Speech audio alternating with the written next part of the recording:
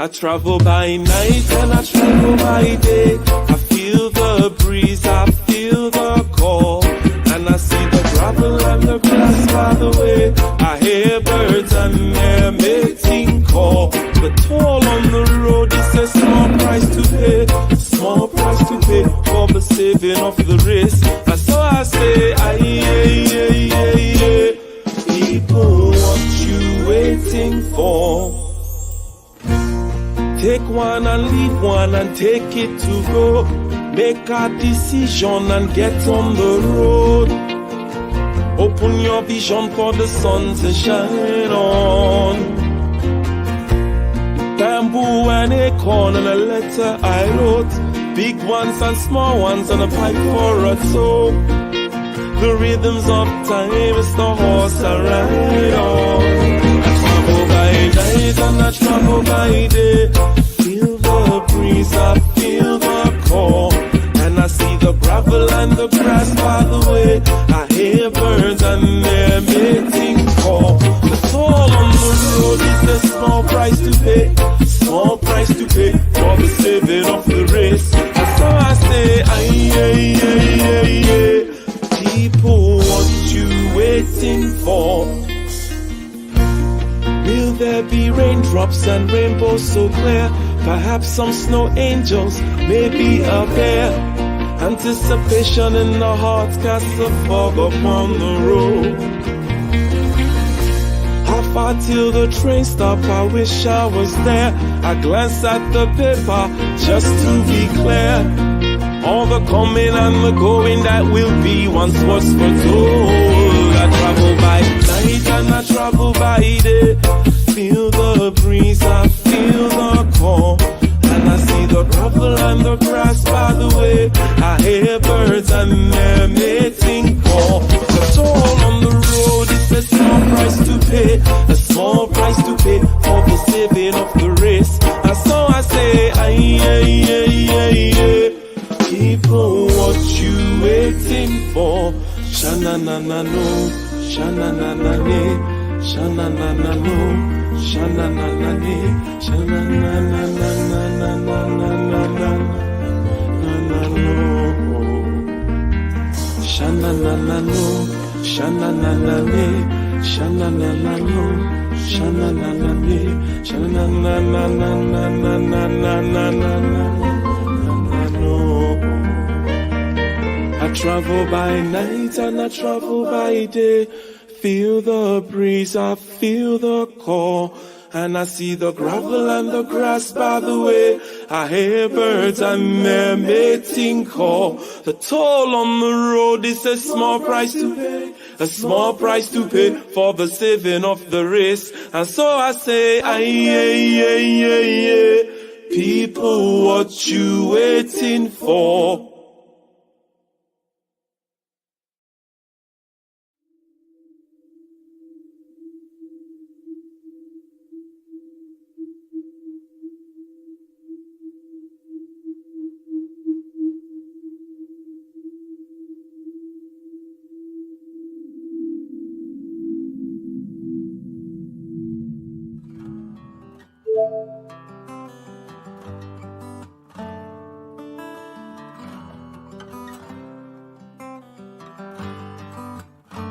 In the den of iniquity, vicinity no pretty, calamity fi hit we any moment, what a pity. Tomorrow never certain, what draws behind the curtain, the face of evil smirking with that shifty eyes averting. It's not a steady bubble that either pop or topple, many will fall and stumble, let the dozers gather rubble. From LA to Colorado, Guinea to Burkina Faso, cannon could reach the towers and the troops will storm the castle.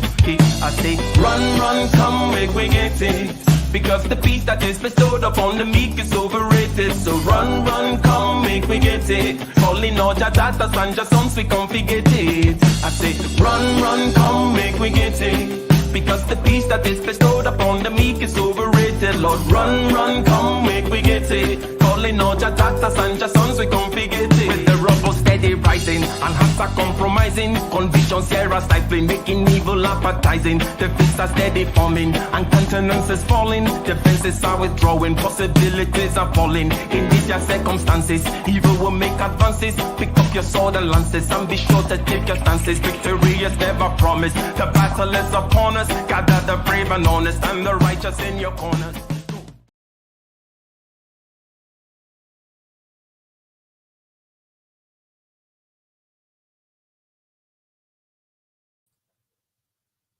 Run for the hill, let the wheel lead the mind. For living is a thrill with the doubt left behind. Amidst all the wreckage, there is beauty to behold.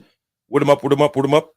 Run, come, come, make we get it. Because the peace that is bestowed upon the meek is overrated, Lord. Ladies and gentlemen, welcome to this impromptu continuation of a conversation. Shout out to you in the chat. Please like and share. And yes, we're talking about the bed of Procrustes. Now, some of you may have heard of this particular tale, part of the Greek pantheon. And we're talking about modern life and ways in which we could do better, ways in which we're fit in a box. And we're going to be looking at it from the point of view of this book here, a collection of aphorisms by my man, Nassim Nicholas Taleb. Nassim Taleb. Okay. Now, a brief kind of overview of basically what is the bed of Procrustes, right? What is that particular tale? Well, it's a tale, as I mentioned, part of the Greek pantheon of stories that involves a man that invites people over to his house and provides a great banquet for them, a great feast, a great dinner. And then he invites them to spend the night, sleep in his special bed. His bed is a perfect special bed, and he wants these travelers that pass by to be able to, share in this, and sleep on this bed. But basically, if you are taller than the bed, he cuts you. He chops you up so you fit perfectly. And if you are not tall enough, he stretches you. So basically, he forces you to fit the bed. Now that's Procrustes and his bed and what he is up to. Shout out to IC3 in the chat. Shout out to Chilani in the chat. Shout out to Zone in the chat. Makes sense, right? So this guy Procrustes invites you over. You have a nice dinner, have some wine, and he invites you to his perfect bed to, where you can pass the night and continue your journey the next day. But if you are not the perfect size, he stretches you to be the perfect size. And if you are too big, he chops you up. So now that's about fitting things in boxes. Fitting things in boxes where they do not belong. And you may ask, Mr. IC3, what does this have to do with modern day life and modern life being repetitive stress injury and the things that we're doing wrong and we could do better in modern life? Well, we're talking about fitting things in boxes and forcing things to fit. Let's take, for example, one of my favorite examples is the school system, let's say. Let's say you put kids into a system called the school system, and you find that they can't sit still. You want them to sit still, okay? You want them to sit still and listen and pay attention and follow your program. You find that they're not doing it. Rather than change your school system, you choose to change the children. You go so far as to medicate them even. Not true, Mr. IC3? Can I get a 1 in the chat? If that is not an example of the bed of Procrustes, you let me know. We just heard about the story, old Greek tale of a guy who would cut you if you don't fit his bed. And you said, wow, that's insane. That's crazy. But I guarantee you this is going on everywhere you look in your daily life. I just give you an example. We take things to fit our boxes for our conveniences all the time. And we will do harm, violence to people, to kids, for example, giving them Ritalin to fit into the box that we want them to fit into. But anyways, That is Procrustes. That is fitted into a box, and it's a great aphorism. An aphorism is a short maxim. A maxim is a little nugget, a pithy nugget of wisdom, right? Like a stitch in time saves nine is an aphorism. And this particular book is a collection of aphorisms put together by my man Nicholas Taleb. And it's a nice one for musings. And all these aphorisms are many, many, many different ways in which we misplace judgment. We change the wrong thing. So you have parameters that you can change, Mr. IC3, right? You can either change the school system, for in our example, or you can change the kids, or there are many other things you could change. But we choose to change the wrong thing.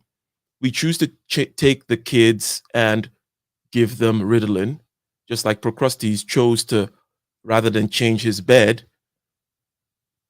cut the person to size to fit the bed. So let us begin. Let us start listening here and see what we can get out of this. Shout out to you.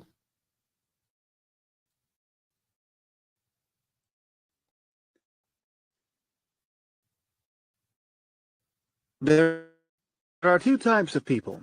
Those Huh. You heard that one?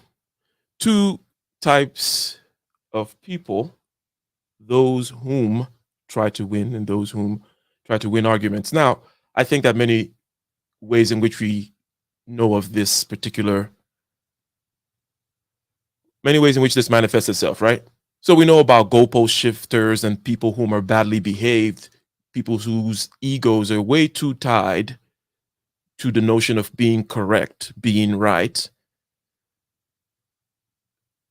Right? And this is in opposition to being the most successful person you can be, because that's always going to be a hindrance.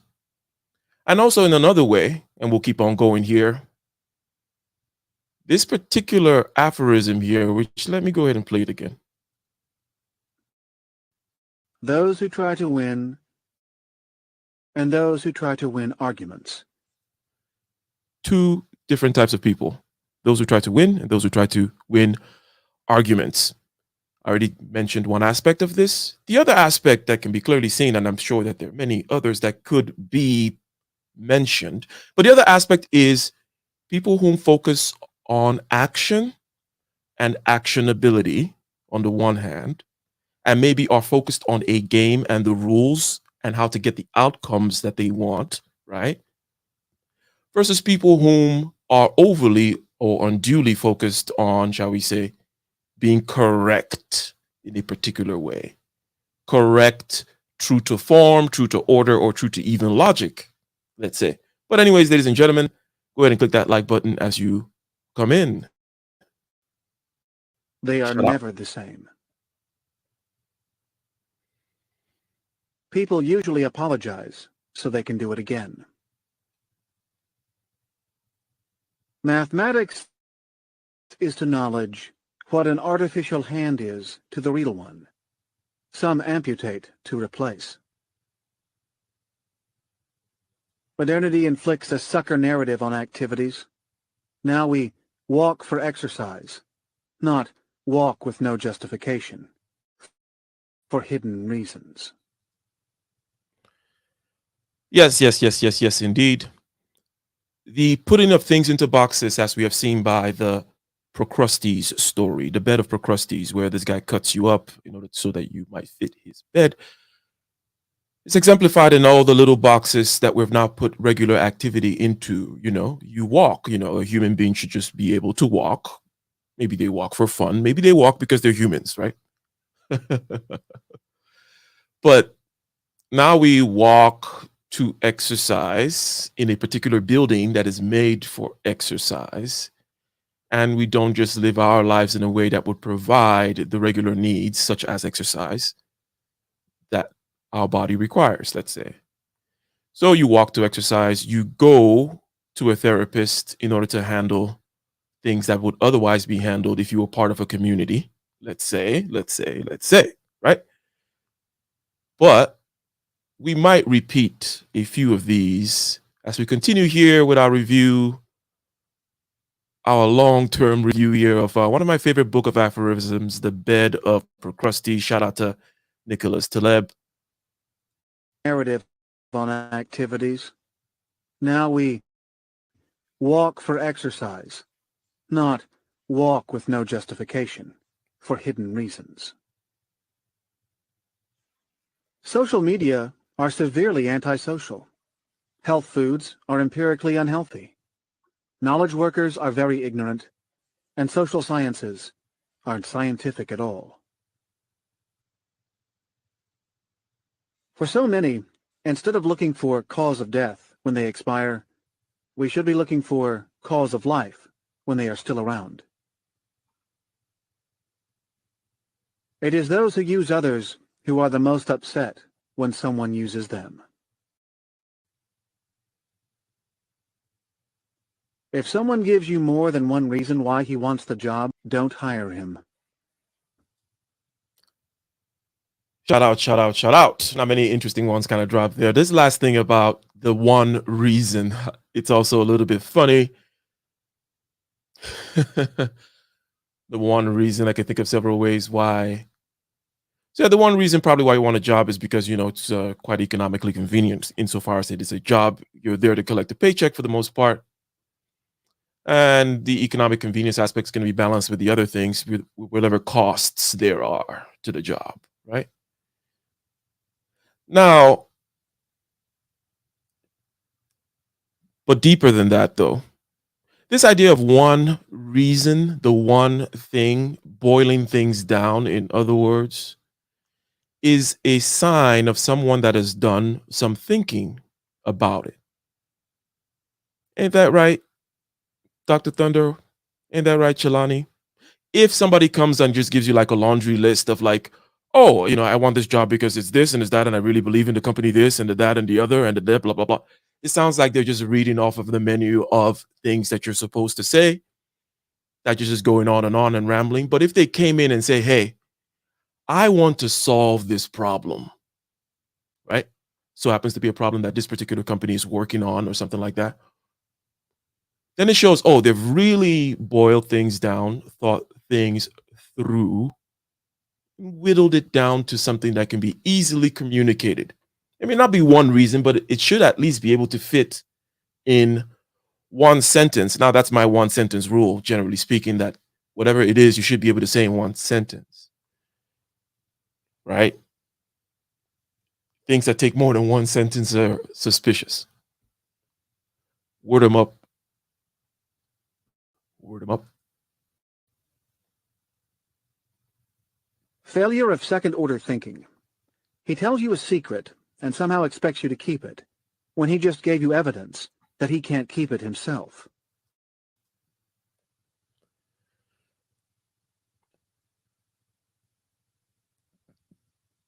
There is no such thing as a secret between two people, right? But the idea here being, second order thinking is that whole not understanding that we are not an exception. We're not built different. Shout out to Moses. The idea of making yourself the exception all the time is with regards to behavior, as the example gave, right? And perhaps maybe I'll just play this. Second order thinking. He tells you a secret and somehow expects you to keep it, when he just gave you evidence that he can't keep it himself. Yeah, so all this type of thinking we are the exception with regards to behavior, right? Behavior, certain incentives, certain motivations, is almost the rule of the day when it comes to human beings. Perhaps one of the major causes of our conflicts is the fact that we're all in self-denial. Human beings are the kinds of creatures that, you see, if you came down from Mars and you asked these human beings why you guys fight each other so much, you know what human beings will say? They would say, oh, it's the other human beings. Isn't that what you would say, Chelani?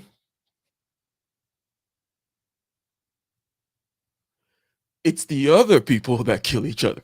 Or no, it was the people in the 20s. Or maybe it's the people over in that country. It's the Chicago people. I don't know. It's the dusty Somalis over there in Minneapolis or something. It's those guys that kill, lie, cheat, steal, thinking we're the exception. There is one huge, relatively undifferentiated mass called human and human behavior. You know, the one that walks on two legs and stuff like that and does what it does. And I've been observing it from Mars, killing each other for centuries. And whenever I come down and I ask these people, they always say it's other people that is doing it. Social networks present information about what people like. More informative if, instead, they described what they don't like. People are so prone to overcausation that you can make the reticent turn loquacious by dropping an occasional "why" in the conversation. I need to keep reminding myself that a truly independent thinker may look like an accountant. Theseus, or Living the Paleo Life. The three most harmful addictions are heroin, carbohydrates, and a monthly salary. Did you hear that? It's one of the famous ones from this book. So again, a book of aphorisms, and he came up with them, and I think it's pretty good to come up with just tons and tons of these little aphorisms, all that have a theme about them around this bed of Procrustes, mismatched categories, changing of the wrong variable, as we've discussed, right? But he just said, look, heroin, carbohydrates, and a paycheck are the biggest or the most addictive things. Let's see if we can catch that again. Just hold on a second. The three most harmful addictions are heroin, carbohydrates, and a monthly salary. So let's say we were to take a deep breath. And we try not to do that thing where we act as though it was other people that behaved like this. It's other people that are addicted to things. And we just reflect. We know that me guaranteeing you your sustenance in a drip by drip way is the biggest hook I have on you. I mean, it's so much of a hook that, you have some Marxists call it modern day slavery, right? This is not to talk about modern day slavery. It is not to put that particular hue on the subject. However, it's to mention that this particular thing about guaranteed income from someone else, as opposed to an income whereby, let's say you are a blacksmith and you have your own shingle out there, and it's not guaranteed, right? It is not guaranteed what you're going to get when you're running your own business or doing things like a tradesman or being a farmer even, or doing the kinds of things that we, generally speaking, as humans have kind of done for the majority of our history and are quote unquote evolved to do, or more used to doing, as it were. See, these things don't involve this particular addiction of being addicted to a particular person that was going to be giving you something. And job, right? J-O-B, just over broke. That's one of the good acronyms for job. Give you the addiction just over broke, just enough to see the value in the next paycheck.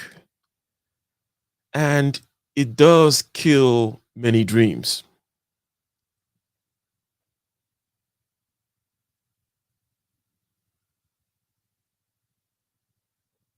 Doesn't it?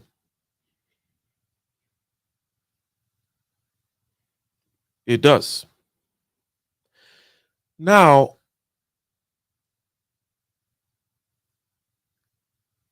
one could make many, many other points about this.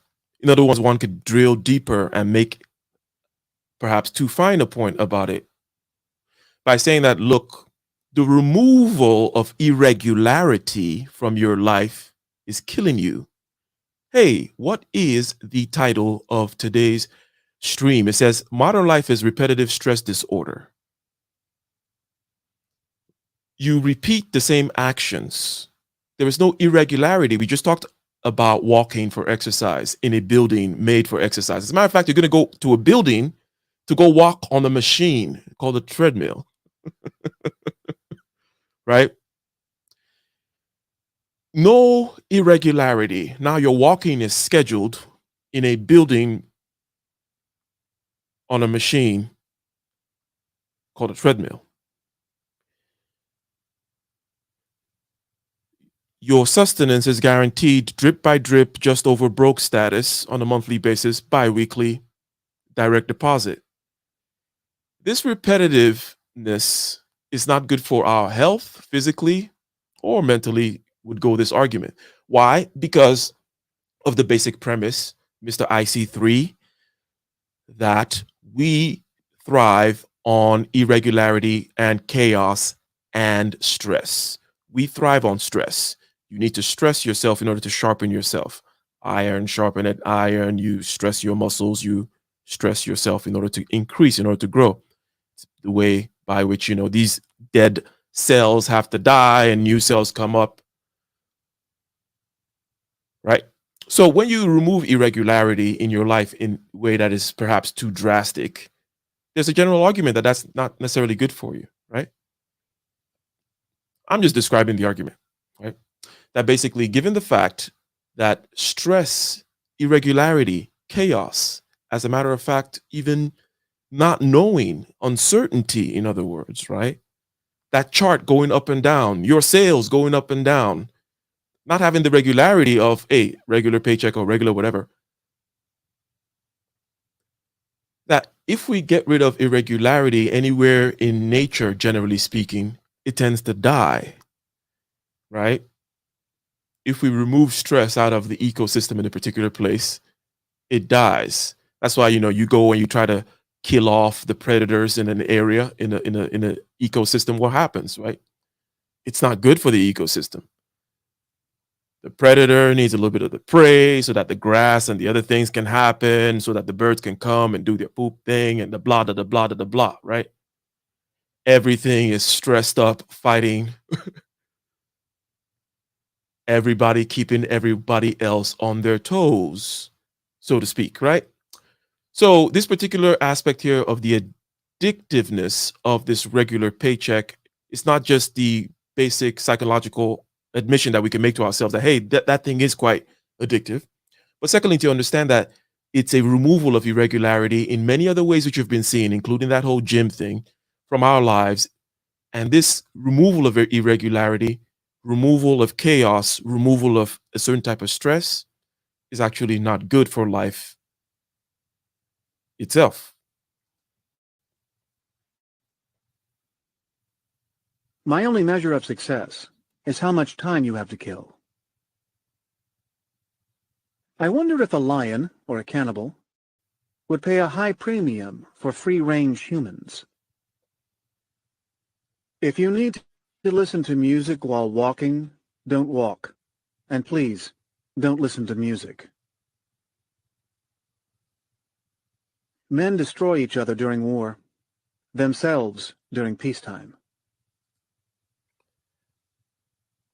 Well-known stuff by Mr. Tolstoy, where he gave the issue of, if you give people everything that they want, okay? If Mr. IC3, if shout out to Complex Design, if he had everything he wanted and he had cake and everything, and he would shake things up a little so that something would happen, okay? He just gave another one of many kind of examples, basically saying that people will fight themselves in time of peace. Regularity is not what we want. When you actually get everything you want, one intermediate manifestation of it is what people call boredom or ennui or whatever. But you see, Mr. Complex is going to flip over that table of cake on the 50th day of having just the perfect everything and the perfect workout and the perfect cake and just the perfect day, all the bloody perfect time. He's gonna want some uncertainty, some doubt, some chaos, some craziness. Aren't you gonna want that, Mr. Complex?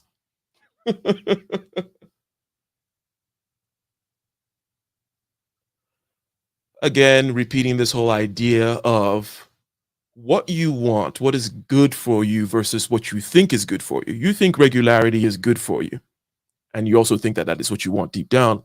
It turn out that it's irregularity and chaos and uncertainty such that you can rise to the occasion each time and sharpen yourself is actually what you want. Presumably. Music. Men destroy each other during war, themselves during peacetime.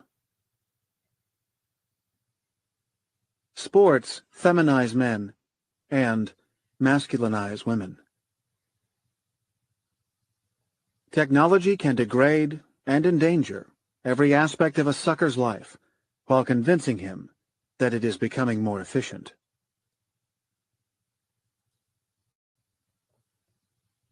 The difference between technology and slavery is that slaves are fully aware that they are not free. You have a real life if and only if you do not compete with anyone in any of your pursuits. With terminal disease, nature lets you die with abbreviated suffering. Medicine lets you suffer with prolonged dying.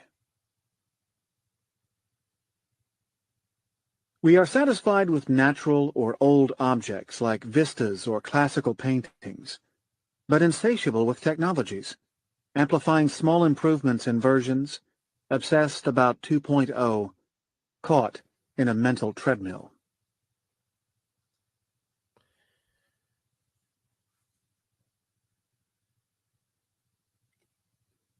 In making this comparison between a certain type of art and then a certain type of technology, he also emphasizes a part of definition of art, which I think is interesting, generally speaking, in the sense that art is timeless when compared with what can be put into a particular time, such as propaganda. You can't continue to look at posters about a particular propaganda, let's say posters for a presidential race. Okay. Now, besides the historical significance, they're not going to be lasting works of art because they're time bound. Generally speaking, art is difficult to define, but one of the things that we notice about it is that it is that which is timeless of the two. If you have two posters in front of you,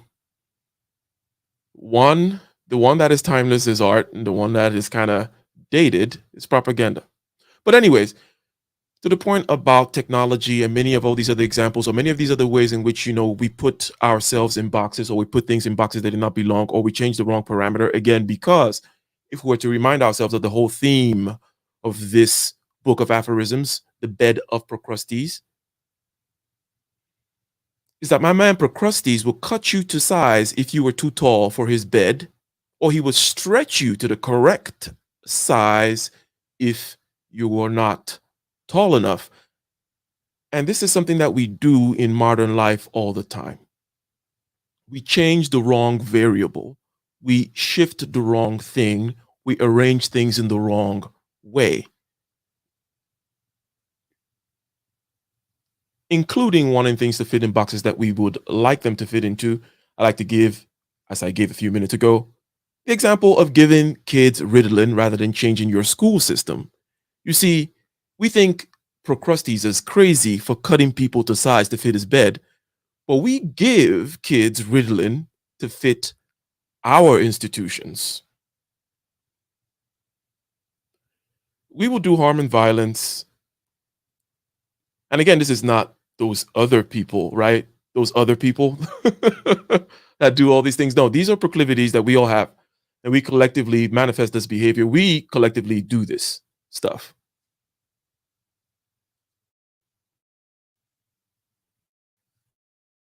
Only in recent history has working hard signaled pride rather than shame, and mostly sprezzatura. Their idea of the sabbatical is to work 6 days and rest for 1. My idea of the sabbatical is to work for part of a day and rest for 6. What they call play, travel, sports, looks like work. The harder they try, the more captive they are. Most modern efficiencies are deferred punishment. We are hunters. We are only truly alive in those moments when we improvise. No schedule, just small surprises and stimuli from the environment. So again, taking it down to this very tactile, visceral level of, hey, what does excitement feel like? What does happiness, quote unquote, feel like?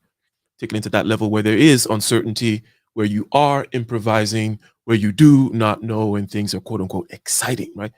That is what you're looking for. And besides that kind of prescriptive thing, it's more or less a question of, look, we have ordered life this way. No, we've created the technology and everything. So it's not a question of whether or not we're going to undo it. No. I think people like the quote unquote conveniences, efficiencies, even though they are delayed punishments, as he just referenced. It's not a question of, oh, I'm going to not have these boxes, these categories, and have, and perhaps it's a question of looking at them correctly and how this affects ultimately what we like to call your mental health.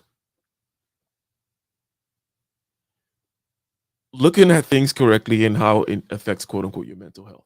Knowing exactly what it is you want. Not being fooled by the box that you've put yourself in.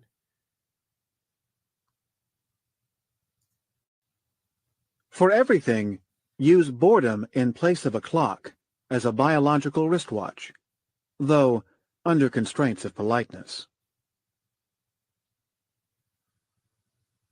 Decomposition for most starts when they leave the free, social, and uncorrupted college life for the solitary confinement of professions and nuclear families. For a classicist, a competitive athlete is painful to look at. Trying hard to become an animal rather than a man, he will never be as fast as a cheetah or as strong as an ox. This again, and I'll repeat perhaps before I comment, I'll repeat the aphorism itself. Shout out to you, ladies and gentlemen. Make sure that you are liking the stream. Shout out to Nassim Taleb, author of the book. For a classicist, a competitive athlete is painful to look at. Trying hard to become an animal rather than a man, he will never be as fast as a cheetah or as strong as an ox. So how does that strike you? He's saying, hey, this competitive athlete is trying to be a freaking animal, right? A professional athlete, that is. And he will never be that, rather than being a man. Now, this image is supposed to, again, emphasize generalization, emphasize the danger of hyperfocus, or perhaps the folly or stupidity of hyperfocus. Why is this guy trying to run like a cheetah when he'll never run like a cheetah? He's supposed to be, quote unquote, a man. A man, in other words, someone whom is diverse, spontaneous, using all kinds of tricks and whips and whistles or whatnot as the moment dictates, right? Now, there are ways in which people over specialize in their lives as well. We talked about the specializations, such as specializing, having a special building in which you go walk on a special machine called a treadmill. And it doesn't mean you shouldn't go to the gym to walk.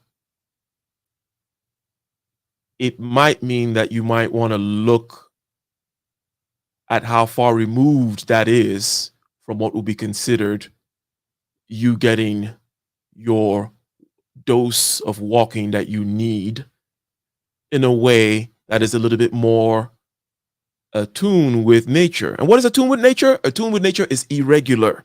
It is uncertain. That's the point. It is not a special building that you go walk at a special allotted time on a special machine called a treadmill. And that perhaps while you're doing your special treadmill walk at the allotted time on the allotted day, you should consider how you can add a little bit of the uncertainty to your life.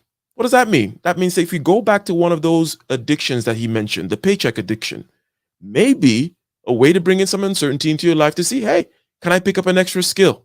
Can I pick up an extra skill? Can I get this extra certification? And can I start something?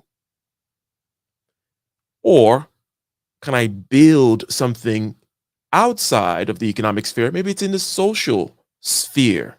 Maybe it's a political thing. Maybe it's art. Maybe there is a book that is in you that needs to come out.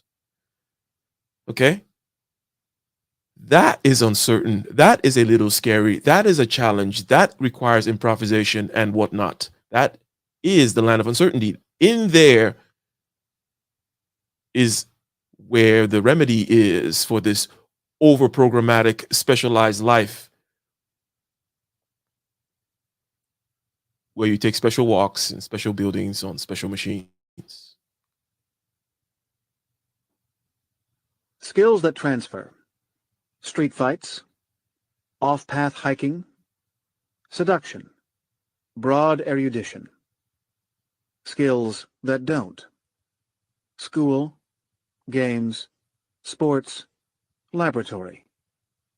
What's reduced and organized.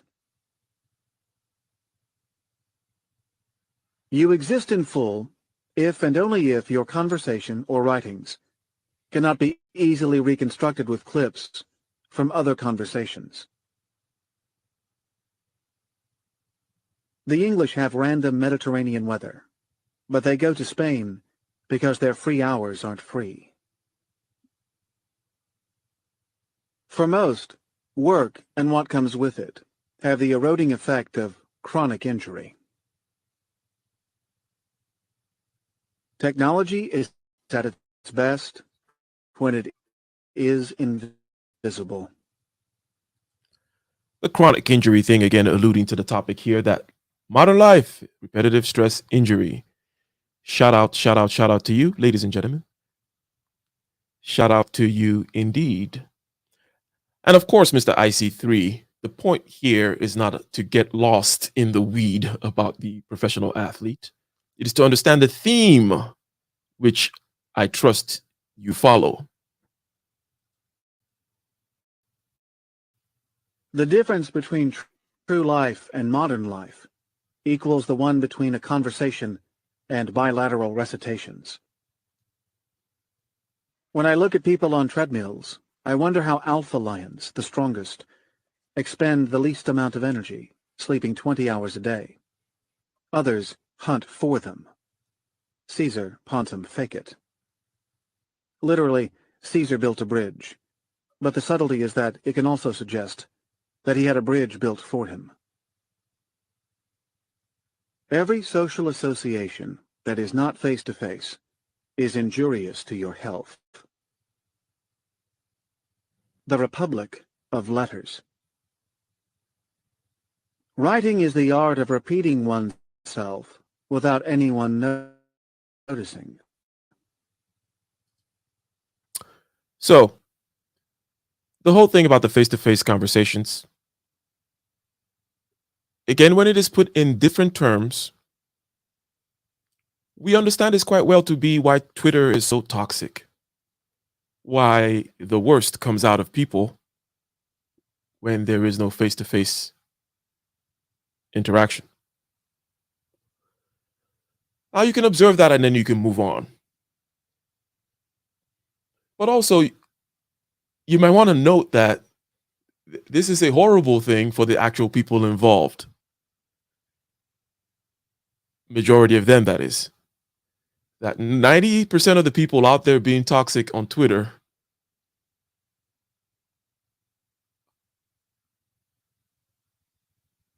are doing something that is injurious to their health, in the same way that he just said, hey, conversations, interactions that are not face to face have a little bit of a weird thing going on with them. Part of which, the internal battle and the internal need for chaos comes out in people, and they spew it into the blank page, into the avatar on the other side of the argument, and start burning stuff. Ain't that right? Every social association that is not face-to-face is injurious to your health. The Republic of Letters. Writing is the art of repeating oneself without anyone noticing. Most people write so they can remember things. I write to forget. What they call philosophy, I call literature. What they call literature, I call journalism. What they call journalism, I call gossip. And what they call gossip, I generously voyeurism. Writers are remembered for their best work, politicians for their worst mistakes, and businessmen are almost never remembered. Critics may appear to blame the author for not writing the book they wanted to read, but in truth they are blaming him for writing the book they wanted, but were unable to write. Okay, so as we close our musings, ladies and gentlemen, close our musings that we've been at for about 50 minutes now. One of the things that you must understand, to the degree to which you care, is that this particular type of person whom is free and is writing and is diverse and is multifaceted, they're not in a box, or they're trying to do things, they're trying to stress themselves, right, is the theme, Mr. IC3. Mr. IC3, the theme is irregularity is good, stress is good. Trying to regularize things leads you to giving Ritalin to kids so that they get regularized into your institutions. I find that to be an effective example. But this whole book is example after example after example after example, given in aphorism form, in a way that coaxes and touches your intuition pump. Example of ways in which we put things in boxes they don't belong and change the wrong parameter in the equation. Rather than change the institution, you change the children. Just like Procrustes would rather cut you up than just adjust the size of his bed.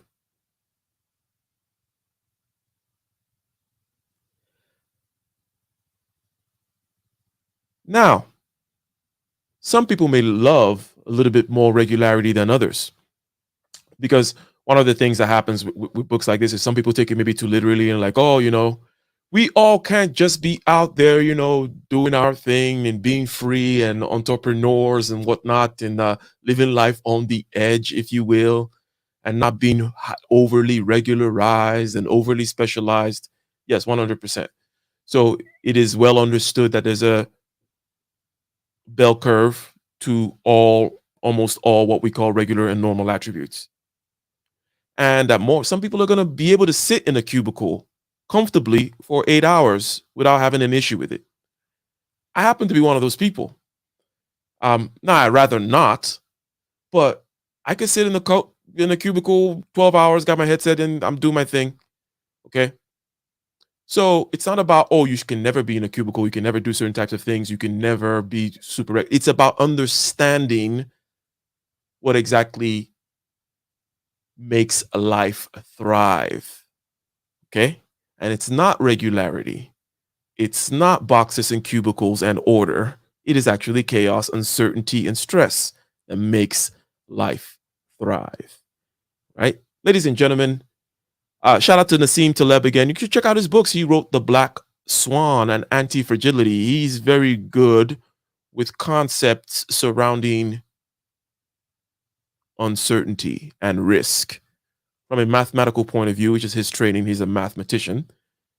But he also writes some poetry and prose, if you will. But ladies and gentlemen, until next time,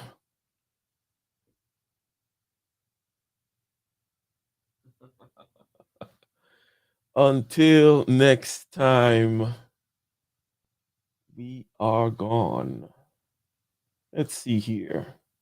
How do we take this out? Let's end it the way we started it. I travel by night and I travel by day. Feel the breeze, I feel the call. And I see the gravel and the grass by the way. I hear birds and their mating call. The toll on the road is a small price to pay. A small price to pay for the saving of the race. And so I say, people, what you waiting for?